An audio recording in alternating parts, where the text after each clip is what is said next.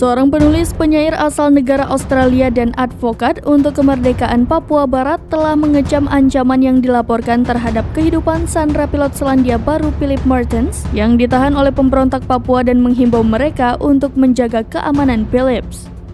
Jim Aubrey, seorang aktivis hak asasi manusia yang berkampanye secara global tentang perjuangan kemerdekaan di Timor Timur, Papua Barat, dan Tibet menyatakan ancaman semacam itu bukan atas namanya.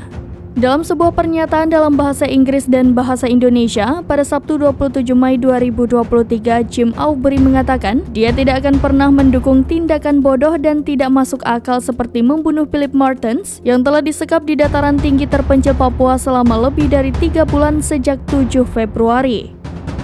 Aubrey percaya bahwa pihak ketiga seperti menteri yang tepat dari Papua Nugini yang sebelumnya masih berafiliasi dengan OPM harus bertindak sebagai perantara di lapangan untuk menyelesaikan krisis.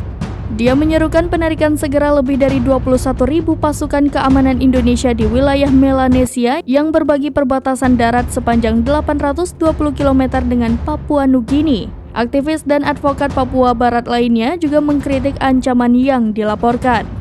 Menurut kantor berita Reuters dan laporan yang disiarkan oleh ABC di Australia dan RNZ, pemberontakan Papua Barat telah mengancam akan menembak Martens yang berusia 37 tahun jika negara-negara tersebut tidak memenuhi permintaan mereka untuk memulai pembicaraan kemerdekaan dalam waktu 2 bulan.